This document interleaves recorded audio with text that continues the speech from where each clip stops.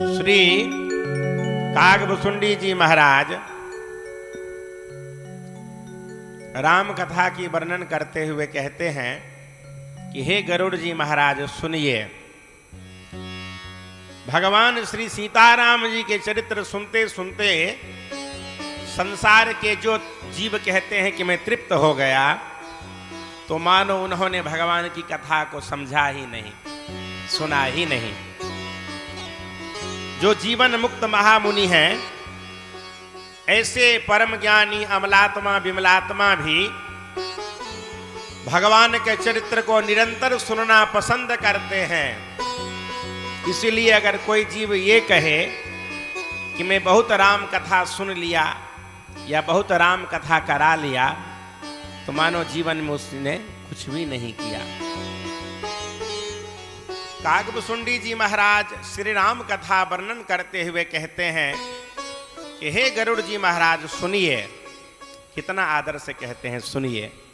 कहते हैं कि जो संसार रूपी सागर पार जाना चाहता है, उसके लिए भगवान सीताराम जी की जो यह कथा है वह इस संसार में नौका के समान है। और भगवान सीताराम जी का जो गुण समूह है, ऐसे राम जी का गुण समूह जो लोग प्रेम पूर्वक इन कानों से सुनते हैं, वो सहज ही संसार सागर से पार उतर जाते हैं। बाबा कहते हैं कि जगत में कान वाला ऐसा कौन है जिसे भगवान के चरित्र प्रिय ना लगे हो। जिन्हें श्री रघुनाथ जी की कथा नहीं सुहाती है, वे मूर्ख जीव तो अपने ही हाथों से अपना आत्महत्या करने वाला हत्यारा है।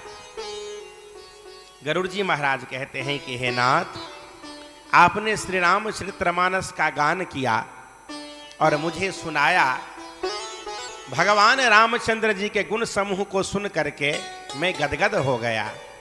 हे नाथ, आप ऐसी करुणा करिए और आशीर्वाद दीजिए कि नित्य में ऐसे ही भगवान राम जी का गुण समूह सुनता रहूं। श्री कागभुसुंडी जी महाराज गरुड़ जी से जो कथा कही थी, सो कौए का शरीर पा करके श्री कागभुसुंडी जी महाराज ज्ञान वैराग्य और भगवान की कथा में निरंतर लीन रहते हैं। श्री कागभुसुंडी जी महाराज का भगवान रामचंद्र जी के चरणों में अत्यंत प्रेम है और उन्हें श्री रघुनाथ जी की भक्ति भी प्राप्त है। इस बात को वो जानते हैं। श्री गरुड़ जी महाराज अपनी व्यथा सुना रहे हैं कि किस प्रकार से हमको भगवान की माया ने मोहित कर लिया। कहते हैं भगवान रामचंद्र जी जब एक बार संसार में लीला कर रहे थे, तो नारद जी महाराज के कहने पर हम भगवान को मेघनाद के बांधे हुए मुक्त करने के लिए गए। परमात्मा को, जो संसार को अपने बंधन से मुक्त करते हैं, जिनका नाम लेकर के संसार के लोग बंधन से मुक्त होते हैं, उन भगवान को जब मैं सर्पों से बंधा हुआ मुक्त करने के लिए गया, तो मेरे मन में यह मोह हो गया कि ये कैसे भगवान हो सकते हैं जो खुद ही बंधन में बंध गए।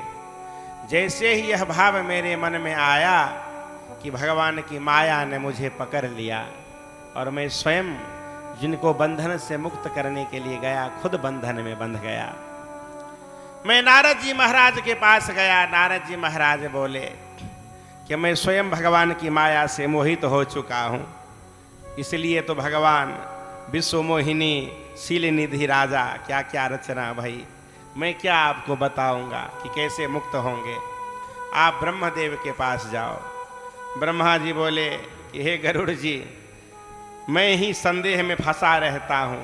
प्रभु की माया ने हमको भी मोहित किया है, इसलिए मैं सिर नवा करके प्रार्थना करता हूँ कि आप जो है शंकर भगवान के पास जाओ, जो चराचर जगत जिनकी माया से मोहित है, जिनकी माया में मैं स्वयं नाचता हूँ, मैं क्या बताऊंगा।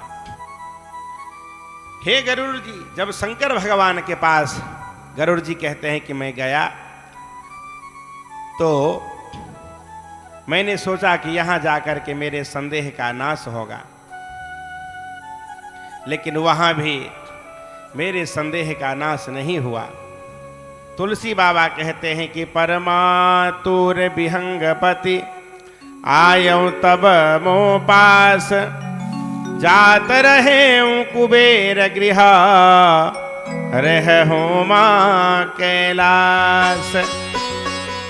तब बड़ी आतुरता उतावली से पक्षीराज गरुड़ जी मेरे पास आए तो शंकर भगवान माता पार्वती जी से राम कथा सुनाते हुए कहते हैं कि हे उमा, उस समय मैं स्वयं कुबेर जी महाराज के घर जा रहा था और तुम कैलाश पे थी। तो गरुड़ ने आदर पूर्वक मेरे चरणों में सिर नवाया और अपने संदेह नाश के लिए हमसे पूछा। हे भवानी, उनकी विनती और विनम्रता वाणी सुन करके मेरे हृदय में बड़ा प्रेम हुआ।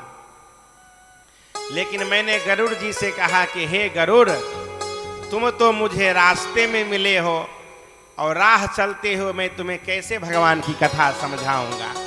राह चलते कोई कथा किसी को सुना पाता है, बताओ किस प्रकार समझाऊं। तो गरुड़ जी बोले कि मेरे संदेह का नाश कैसे हो। तो मैंने हे पार्वती जी कहा कि जब बहुत समय तक तुम भगवान की कथा को श्रवण करोगे, सुनोगे, तब जाकर के कहीं तुम्हारा संदेह नाश हो सकता है। जहां नित्य भगवान की कथा होती है, नित्य सत्संग होता है, वहां जाकर के भगवान की कथा सुनो। जिन मुनियों ने अनेक प्रकार से भगवान की कथा को गाया है, जिस भगवान का न आदि है, न मध्य है, न अंत है, ऐसे प्रभु रामचंद्र जी की कथा जहां नित्य होती है वहां जाओ। मैं तुम्हें भेजता हूँ। मेरा एक शिष्य है जिनका नाम कागभुसुंडी है, वहाँ जा कर के तुम भगवान की कथा सुनो। बिना भगवान की कथा सुने जीवन में संदेह कभी नहीं मिट सकता है। तब हे भवानी, मैंने गरुड़ जी महाराज को श्री कागभुसुंडी जी के पास भेजा भगवान की कथा सुनने के लिए।